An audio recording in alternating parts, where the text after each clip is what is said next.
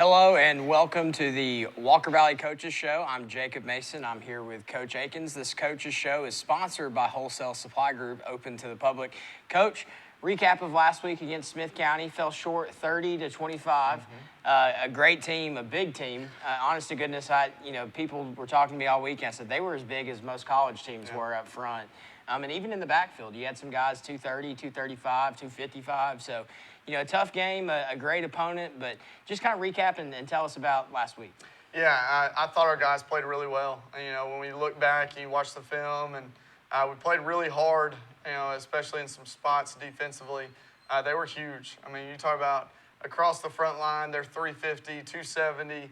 Their center was their small one at 259.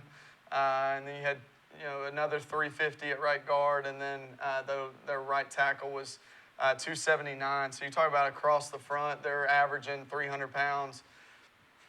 Just big kids, man, that could really lean on you and move. And I think that's something I noticed throughout the game is as the game wore on, they just kind of leaned on us a little more. Early on in the game, I thought we held our own. But as the game went on, it was just harder and harder to continue to get leaned on and make those tackles. I thought their backs played really well. That quarterback is 6'2", 232. He's a freshman. They were just different kids, man. And, we talked to their coaches before the game, and it was like, hey, man, this is just a generational type group. We saw that. We saw it on film going in. I thought we had a good plan. I thought defensively we had a good plan. It's just they leaned on us a little bit towards the end. And there was a lot of possessions in that game, too.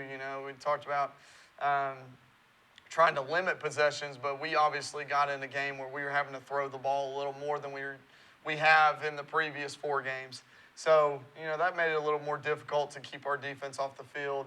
I thought once we got in a rhythm offensively, that we looked pretty good offensively. It took us about a quarter and a half to kind of find what we wanted to do throughout the night. I really, last week I talked about how poorly we did offensively as a coaching staff. I think this week we actually did a pretty good job because a lot of the stuff that we ended up doing on Friday night, we didn't plan on.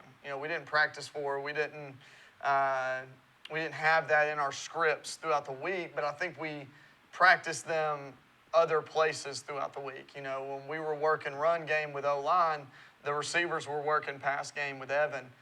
Coach Pope, kind of prepared us down there on his own, and it allowed us to kind of shift gears and go to plan B pretty early and have some success with that. So I thought we did a good job offensively finding what we could do and then really attacking them once we found that. So, as a whole, I think Evan played really good at times and gave us a chance to win and then did some things that kind of cost us, putting the ball into danger on our side of the field. And those 2 turnovers on our side of the field led to points, but Evan is a huge reason we were in the game. His rushing yards, he was able to escape the pocket a lot throughout the night and give us a chance. So, he's a young kid. As he continues to gain experience, I think you're going to see him make huge strides as we continue to go through this. Yeah, absolutely. So some key points to last Friday. Tucker Ormby had 3 offensive touchdowns, a huge night for him. And like we talked about on the radio broadcast, playing through some pain. Yeah. You just really showed some grit. You would have fooled me. Yeah. I had no idea until you got up to the booth and let us know that, because he kind of plays with that dog in him. He just has that mentality where he's going out and competing every play. So just talk about his performance on Friday night. Yeah, going in, Wednesday, first play of defensive team, he hurt his elbow, and he was a huge part of our scheme defensively. So again, like Wednesday, you're on day 3 of prep, and you have to kind of shift gears on the kid that's going to play that position. But I thought he was going to be out. Honestly, Friday morning, I'm even texting our coaches saying, hey, I wouldn't count on having Tucker tonight. And then we kind of get word that, they're going to put a brace on him, that it's not as serious as we thought. He wore the brace out. I asked him early Friday, I was like, hey, man, how you feeling? He was like, it hurts, but I'm going to go. And I was like, well, this is the last time I'm going to ask you. Like, we're not going to keep – if you're going to go, then we're going to kind of make that what we're going to do, and we're going to act like nothing's there. And, man, he showed up early and often. 7 catches, 91 yards, 3 touchdowns. His first touchdown, that slant, was a great throw by Evan. Put it the only place he could put it to allow B to catch that ball. B went down, got his helmet knocked off, and still came up with the ball. The second one was another 5-yarder where right after the turnover, the muff punt, we ran just a goal line route that we've ran for 3 or 4 years here now. It goes all the way back, honestly, to Udoa, where we started developing this route concept, and it was an easy touchdown to him in the scoreboard side, right side of the end zone. And then the last one was just kind of a broken play that we were running verticals. It was at that point of the game where it's like, okay, if we if we get close enough, we're going to probably kick a field goal here. That way we have as much time as we can possibly have to kick the onside kick and maybe go score again. And so we went 4 verts, and Evan escaped out to the right towards their sideline and threw it. And honestly, I thought it was an out-of-bounds throw. And Coach Pope said, hey, man, he's in. It's a touchdown. And I was like, okay.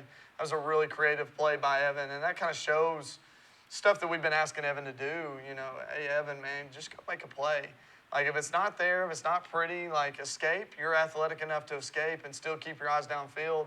I thought B did a great job breaking vertical, as Evan escaped the pocket. And, he high-pointed the ball, and it was a great catch. And it gave us the opportunity to, go an onside kick and have a chance to win at the end. But I thought Tucker, like you said, nobody would have noticed that he was injured unless I told you. That's the kind of kid he's been for us this year, man. He's been a great leader for us. It's a kid that I think has matured a ton over the last year, and we really count on him, and he's really shown up over and over and over throughout the year. Yeah, so keeping it on the offensive side of the ball before we switch over to defense, 2 of my favorite plays this year have been the one at Bradley Central with Jackson Gibson, just because I love changing the eyes of the DBs. Mm-hmm. So we'll go back to the Blaine Lowe touchdown pass. You ran it was like a screen to Montgomery earlier and had some pretty good success. I said, man, he shot right out of there and probably had like 10, 15-yard gain. So you go back to that look, right? Disguise that look. You kind of look, quarterback look at Montgomery, and then Blaine breaks free. Kind of talk about that design and just what a big play that was in the moment. Yeah, that's another staple that we've had in our offense for a long time, where we throw the bubble, and then we kind of slip it and find it, what we call the triangle. There's a safety up high, there's an outside backer, there's an inside backer, and you find the triangle between all that. You find the space between that, and you hit that. And if you can get inside the safety, typically it leads to a big play, if nothing else. Blaine did a great job releasing outside the outside backer and bending inside the safety, finding that hole in that triangle. Evan made a great throw on time. Blaine was able to get across the safety's face. The safety actually slipped down, and it gave us, obviously, the big play. I think that one was our longest pass play of the night. I think it was 41-yard touchdown pass. But Blaine had a couple catches on plays like that where he just finds that space. I thought Blaine did a great job Friday night. I think he had 4 catches for 50-some-odd yards in the touchdown. And it was a big-time touchdown in that moment. That's right out of halftime. I talked about with our guys today, I was really proud of our offense because we went down 12-0. And I think in the past you've seen we go down 12-0 and we just kind of crumble. Offensively, we went down 12-0 and we said, nope, let's go score. And we drove right down the field that next drive, made it 12-6. And then right out of halftime, you saw the Blaine Lowe touchdown. So we were 3-1, and we throw that whole throw. Blaine's able to get inside, and we took the lead. And, that made it 12-13, but it showed, hey, this offense has some resiliency to it. It's going to keep fighting back, even through tough moments. I think we did that at the end, too, with Tucker's last touchdown. We were down 30-19, and it was like, hey, man, let's go try to score and give us a chance at the end with an onside kick. And we did that. We went down and scored and made it 25-30 and had the onside kick, gone our way. You have a chance to go score, and it really put some pressure on them. And we had a bunch of time and 2 timeouts left, too, at that point. So, I liked seeing the resiliency of our offense, and a big part of that was Blaine coming out and making a bunch of catches. I thought Brady did a good job setting that play up, too, like you said. I think we threw the bubble twice to Brady, and he had 10 yards on both of those catches. So you start giving up 10-yard chunks, you got to adjust what you do defensively, and I think we timed that call well. and Blaine made a great play, and Evan made a great throw to make it happen. Yeah, absolutely. Definitely some positive on the offensive side of the ball this week. Let's switch gears, go to defense, my favorite side of the ball. Not only a tall task, but a big task the defense had. We've made that joke all week long, but some big guys, man. Some big guys that were very physical. But I thought there were some guys that really shined. We talked about Mr. Gibson had a great week, and on the radio broadcast, she said, man, we've got a dirty job for you this week. And to go out and do what he did, I felt like he had a great night. Just to kind of talk about his performance. Yeah, Jackson played really well, man. It was a dirty job. You know, he was kind of caving the front side down. You know, I knew we had a great plan for the front side run because I knew Jackson would go make those plays. You know, losing B was also on that front side. So that was a little more, that kind of worried me, but Jackson kind of cleaned everything up on the front side. I think he ended up with 8 tackles, 8 solos, 1 assist, and 2 tackles for loss. So you're talking 11 and a half tackles on the night. He had the fumble recovery on the 2-point conversion play. I thought he just played with a lot of energy. I think the biggest play of the night, I think we talked about this Friday night on the radio, was the 3rd and 1 where he knifed through and forced a punt. You know, we didn't end up doing anything with that drive, but man, what a great play by him, just giving us a chance, making a play in a moment. At that point, and we were still 1-score game, they were punting to us, and that's all we could ask for. But on 3rd and 1, you know, you look at the big task that we had, you know, 3rd and 1's tough against that team. And he knifed through and made a big-time individual effort play, and it really gave us an opportunity there. I think the big thing from Friday night is we just couldn't sustain momentum. I thought we got momentum throughout the night. You know, we would get stops. That was a big-time stop, and we didn't go down and score afterwards. Or we'd get a score, and we couldn't get the big-time stop afterwards. And it was just, we just couldn't maintain that momentum. But I was really proud that we captured momentum in moments, but we just couldn't get on the same page on a stop and a score, or a score and a stop. And that's just what kind of led. You know, I talked to our guys today. You know, we played a great ball game. They scored 5, and we scored 4. Yeah. And that's what it came down to in the end. Is that, you know, they were able to get 1 more touchdown than we were, and because of that, you know, it's a loss in the record book. But really, I was really proud of how we played on both sides, and it was a tough game, a lot of possessions, and we showed a lot of resiliency and showed up in some moments. I thought Jackson played the best game he's played this year, and probably the hardest game that he's played this year. So yeah, so we hit the defensive line. Let's move to the linebackers. One thing that I felt like Smith County did is that they leaned on us, right? But also they made us be eye disciplined. There's one play, you probably know the name of it, I do not. Quarterback would hand it off to a running back, who then would hand it back off to a guy coming the other way. And as a linebacker, that kind of freezes you a little bit, right? Because you have to know which way that ball is going and then make your pursuit. Kind of talk about I think Eli Denton obviously had a big game. We had him, I think, unofficially at around 20. Yeah, I think, I don't remember what it was off video stats, but I think Mr. Varner, which I want to shout out Mr. Varner, man. He does such a good job giving us just a snapshot of what happened throughout the game. So I really appreciate Mr. Varner and everything he's done for our program for the last 4 years, man. He doesn't get enough appreciation from us, because getting those stats right after the game, at least having an idea of what happened throughout the game, is huge. But I think Varner had him for 20. And I don't remember what we had him off film, but it's typically really close, because Mr. Varner's really good at what he does. But it was, you know, it was one of those games that they made you stay disciplined, you know, and they read us a lot more than we expected them to read us. And because of that, the quarterback ended up with a bunch of yards. And that was something I was concerned about all week, was the quarterback run, because one, he's so big and physical. He's one of the few guys that they had that wasn't going both ways. So I knew that he would be fresh. We wouldn't be able to wear him down.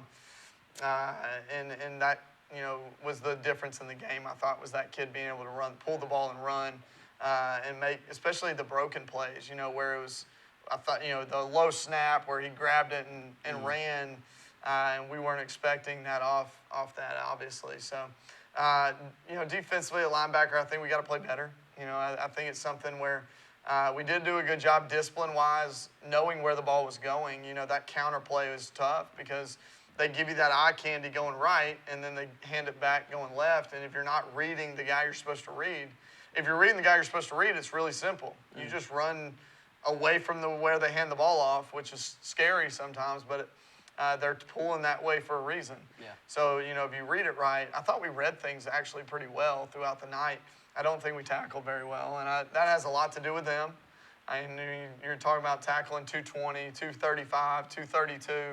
You're talking about tackling some big guys, but I don't think we tackled particularly well. With a lead blocker who's 255. Yeah, with extra, there's number that. 9 blocking for him. It was a tough night, and it led to a lot of missed tackles. But I thought our guys played hard. But we've got to be more sure tacklers and make sure that we're reading the things we're supposed to read. Yeah, so we'll move on to the secondary. Had some new positions. We moved Brady Montgomery down to the nickel spot. Zeke, I thought Zeke played a pretty good game. You know, again, it was a tall task tackling those guys. A few missed tackles, but also some really good job of, really coming downhill hard, wrapping up, and letting people come help him as well. So just talk about the secondary's performance. Not a whole lot of threat in the air, just because, again, they wanted to be physically dominant and move the ball on the ground. But as a tackling unit, how do you feel like they did in the secondary? Yeah, I thought we did a good job actually late in the first half. We got them throwing the ball a little bit. I think they had 3 of their 4 throws, or maybe 4 of their 4 throws were right there in the second quarter with a bunch of time left in the second quarter. I think that was a tribute to us being able to stop run early. Like I said, I think we did a good job early. I think late they leaned on us, and it made it a little bit more difficult. But we had them throwing the ball there midway through, and I think Braxton made a great play, playing through the hands on a deep ball right before halftime. And then, they had another incompletion that we covered really well on a 4th down stop. Not a whole lot of opportunities through the air, but the fact that we got them throwing a little bit kind of said, hey, we're doing a decent job here, stop and run. It's 12-7, and they're throwing the ball. That means something. I think, as the game played on, there wasn't a whole lot of opportunity through the air. There wasn't. I'm not sure they threw the ball in the second half at all. I think they called some pass plays, but I'm not sure they actually threw anything throughout the second half. So, it was kind of one of those boring nights, but we asked a lot out of B, and I think Zeke played a really physical game. He's showing that he's willing to be physical. If he's willing to do that, man, he can get on the field, and that's something that Josiah Shepard got his first start the other night. Cramped up halfway through, and that's part of he hasn't played that many snaps throughout the game. So first time he's done that. But, we've moved some things around, just trying to get the best personnel on the field that we can get. And hopefully that leads to more kids getting experience and different rotations and different people playing different positions. So I think you'll see those guys continue to get more reps, especially Zeke and Josiah, throughout the second half of the season. Yeah, so last but not least, special teams. Just talk about Mr. Wilson. You gave me a stat before we went on that I thought was pretty interesting. So go ahead. And Schwarzel with the punts. Yeah, I thought Eli, Eli's done a great job for us. We have 2 goals. We have 3 goals on special teams. We want to protect all kicks and make all extra points. Eli's done that throughout this year pretty well. I think we had 1 blocked early. I think it was Notre Dame, but ever since then, we've made all our extra points and we've protected everything. Eli's done a great job here these last few weeks on kickoffs. Kickoff, one of the big stats that nobody really keeps track of or nobody really knows about is at our level, and the fans don't really know about, but coaches know about how important it is kickoff, the return yards starting position after a kickoff. So that's one of our goals, is to win that, and we won it pretty easily the other night. I thought our kickoff return team did a great job getting the ball in a favorable scoring position after the kickoff, and I think our kickoff team did a great job getting them on the ground. There were a few times, I think 2 or 3 times, we tackled them inside the 20. We ended up winning that stat by several yards, which obviously takes away the number of first downs you need to go score a touchdown. So a lot of that's because of Eli, and then I thought Evan had a great night punting the ball. I think Evan ended up 40 yards per punt, and one of those was a 40-yard punt that actually traveled 60 yards in the air, or not in the air, but when we were kicking from our 40, and he kicked it through the end zone. So that only nets a 40-yarder, but being able to count on him to change field position so big. And our goal is a 35-plus yard average, and he averaged 40 the other night. So big time playing special teams, and then obviously Blaine getting down there on the one punt and recovering the muff set us up for a touchdown. Tucker's second touchdown really that gave us the lead back. I think I made it 19-18 there at the end of the third quarter. So we made some. I think we won special teams. Throughout the night. They had the one accidental onside kick where it hit us. They're trying to squib it because we had returned the ball so well. And it hit us and it bounced straight back to them. That's just bad luck. But we got the favor back by the muff punt. So I think all in all we won special teams, but I think we were just average on offense and defense, which cost us the win. But I think our special teams units have really come along. We're counting on a lot of young kids, and they're getting way better at what they're doing. So yeah, we made the joke about Evan. If the whole QB thing doesn't work out, you might have a future punter in college as well. He can kick it. And how scary would that be to have your punter who also has a heck of an arm? So he gives us that fake. I think that's a lot of reason we don't get a lot of rush. Yeah, is because there's always that threat of a fake with him. For sure. Well, it's Cleveland week. We're going to take a break. We're going to send it back to the station for a few seconds, and then we will get into and dive into the rivalry game coming up this Friday night. So awesome. We'll catch you in just a minute.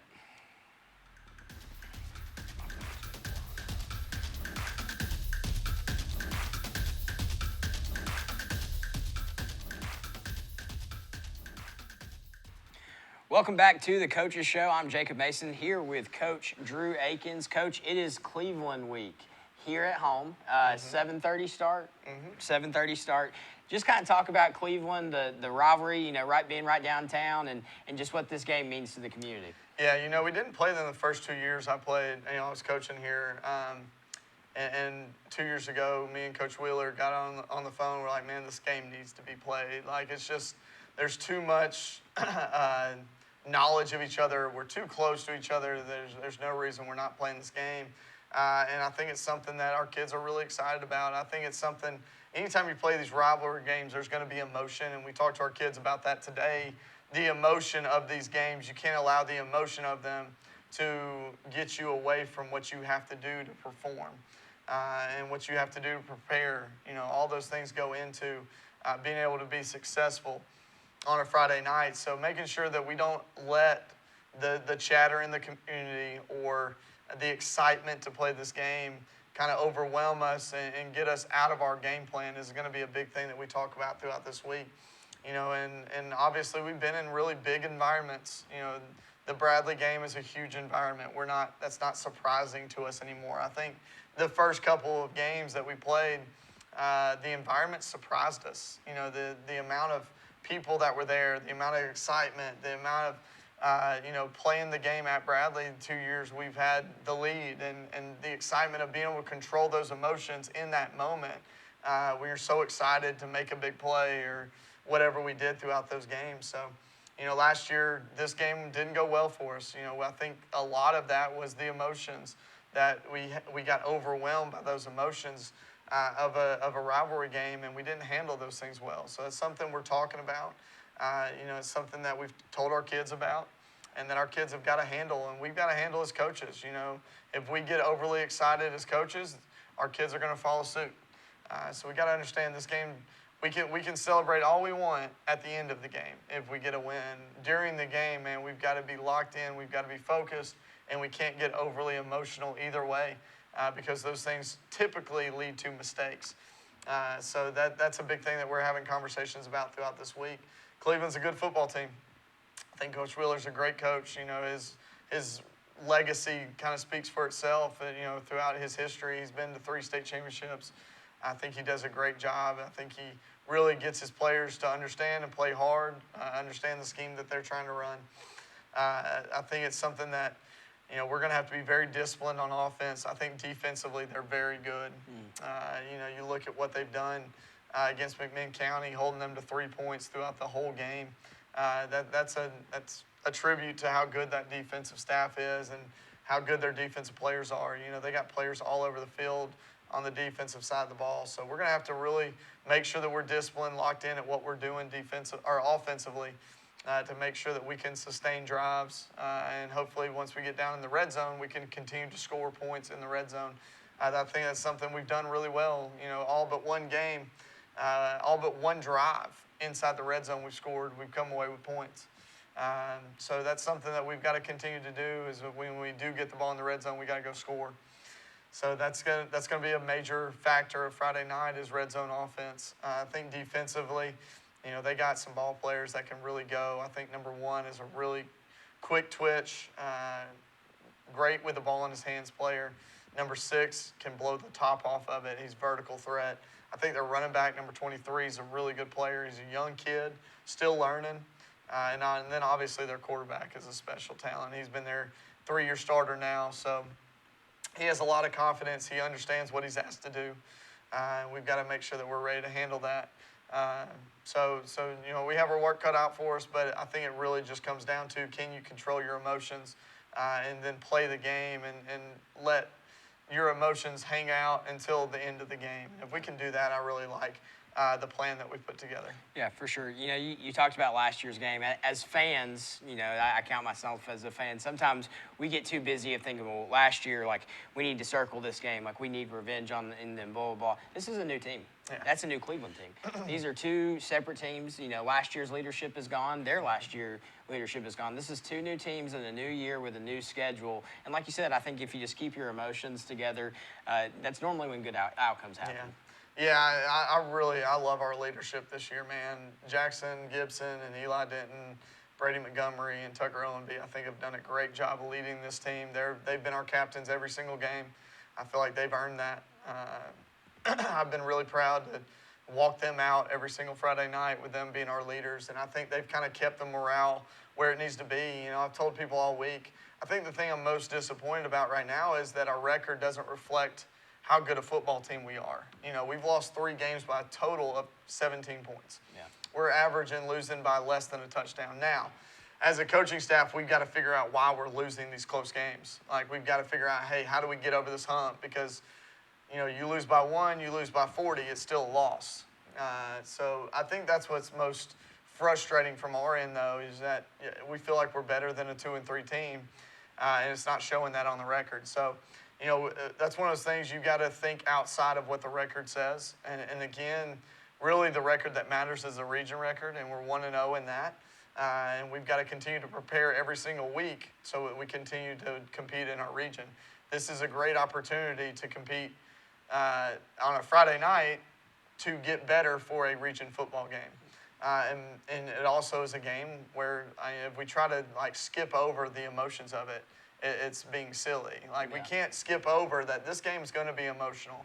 It does mean something, but it doesn't mean something to the playoffs. It doesn't mean something to our end goal, but it's still something that we want to go win. And that means something to our kids. It means something to our coaches.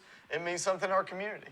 It means something to our school. We could go down the list of people it means something to. So we've got to understand this is an opportunity to go get better and hopefully win a game that kind of catapults us into the second half of the season.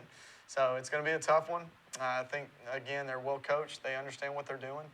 We're going to have to play really hard and understand our assignments and do those assignments and not let emotions control us and not make it a revenge, you know, thing and more about just doing your job over and over and over. And if we do that, I like the plan we've put together. But if we don't do that, then it typically leads to mistakes. So, you know, other than that, I think we just got to get to that game. We got to practice really well the next 2 days. You know, it comes down to how well do you prepare. 2 weeks ago, we didn't prepare well. Last week, we prepared really well. So we got to continue to prepare well throughout the week. Well, Coach, we're excited to call it for you on the radio. Sports 99.1, tune in to listen to us. We normally get on there. We'll play this first, so if you catch us on the radio, you'll listen to us there. It's also going to be on the Facebook pages. Mix 104.1 will also put it out. But we'll start coverage probably about 7 o'clock when you guys start to play at 7:30. If you're a Walker Valley fan, get here early and be loud. We're excited to host our crosstown rivals, Cleveland, at 7:30 here at the MAC. So, Absolutely. Coach, we're excited. Go Mustangs.